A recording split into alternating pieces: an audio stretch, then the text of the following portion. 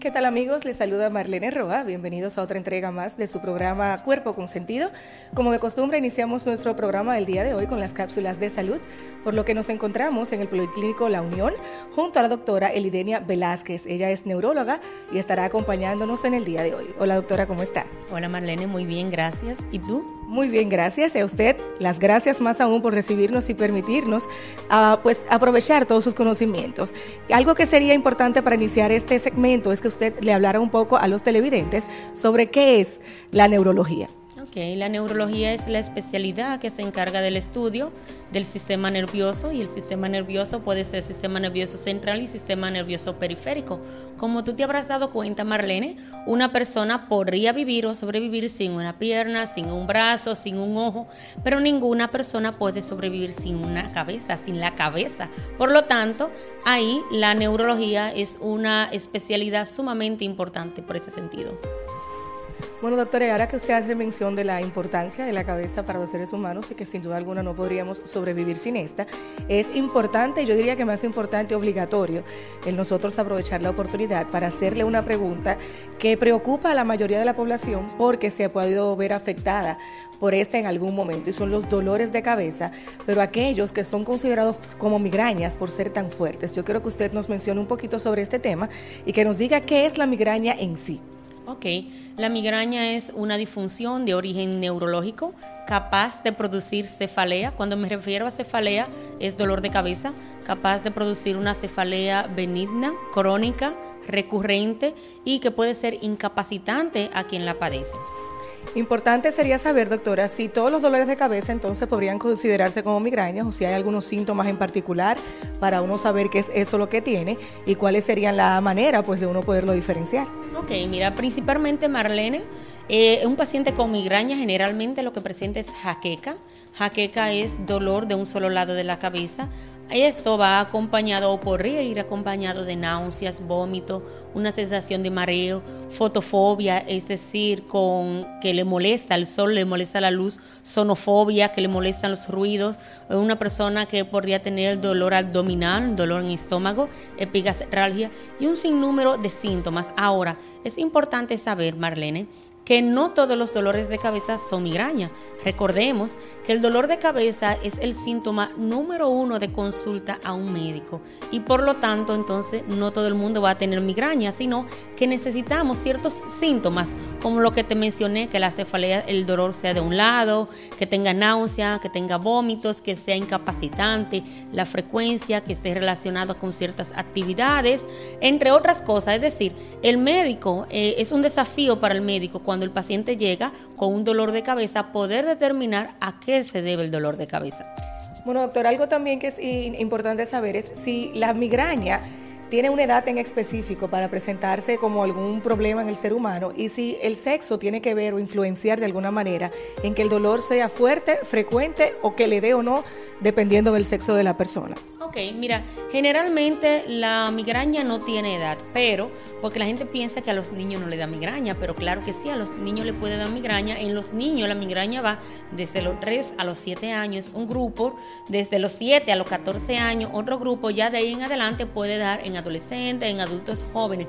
Es poco frecuente, sí, en los viejitos la migraña, pero no hay edad para eso, puede dar a cualquier edad, pero los adultos jóvenes somos más propensos a tenerlo. Otra cosa, las mujeres llevamos la voz cantante con relación a la migraña, ya mala que suerte. Sí, mala suerte, porque un 75% de los pacientes migrañosos somos nosotras las mujeres o son mujeres. Por lo tanto, de 3 mujeres, un hombre, y eso podría estar influenciado el factor hormonal, porque recordemos que a nosotras las mujeres nos da la menstruación, a los hombres no, nos da la menopausia, que es cuando se nos quita la menstruación, y otra cosa también son los anticonceptivos orales que podrían funcionar como un detonante, un desencadenante para la migraña. Bueno, doctora, ¿y cuáles serían esos factores, tanto internos como externos, que podrían hacer que una persona le dé migraña de manera más frecuente o que el dolor que tenga cuando tenga la migraña, valga la redundancia, sea más intenso, más fuerte? Porque muchas personas suelen decir que el café, por ejemplo, quita el dolor de cabeza. Otros dicen que el alcohol, que cuando a mí me duele mucho la cabeza yo me bebo una cerveza y se me quita. Entonces, queremos saber si estos mitos pueden ser considerados realidad o ¿qué tan falsos podrían llegar a ser? Ok, mira Marlene, con relación a eso, a los factores de riesgo, el paciente lo que debe de tomar en cuenta, ¿cuáles son las cosas que le desencadenan? Generalmente, el trasnocharse da más dolores de cabeza. Hay que tener una buena higiene del sueño, que el paciente no se acueste con el televisor encendido, que el paciente no esté levantándose a cada rato después que se acostó. Ay, se me olvidó tal cosa, por ejemplo. Aunque el alcohol incrementa el dolor de cabeza, no lo quita, lo incrementa. El café, todo depende si es cafeína dependiente o no cafeína dependiente. También el manejo del estrés, el estrés físico, el estrés emocional, entonces eso influye mucho con el dolor de cabeza, que la gente no sepa manejar su finanza, o que me botó el novio, o que pasó tal cosa. Entonces, ese tipo de cosas. Pero en sentido general, el paciente lo que debe de saber identificar cuáles son esos factores de riesgo que incrementan el dolor de cabeza. Y en este caso, por ejemplo, el fumar puede incrementar. Los pacientes que fuman tienen más probabilidad de tener migraña, que toman anticonceptivos orales, aquellos pacientes que se embriagan, por ejemplo, el que sufre de migraña no puede pasar hambre, porque el ayuno prolongado es un factor para desencadenar la migraña. Es decir, que en sentido general, el paciente lo que debe es reconocer cuáles son esos factores que le desencadenan la crisis. Bueno, doctora Velázquez, ya que pudimos conocer qué es la migraña, cuáles son los factores tanto internos como externos que pueden aumentar el dolor y el riesgo de sufrir la misma, así como también la manera en que podemos evitar de la forma de ponernos en contacto con esas cosas que pueden afectarnos y pueden producirnos dolor, lo necesario ahora sería saber ¿cuál es el tratamiento? Luego que una persona es diagnosticada con migraña, ¿cuál es el tratamiento que ésta debe seguir?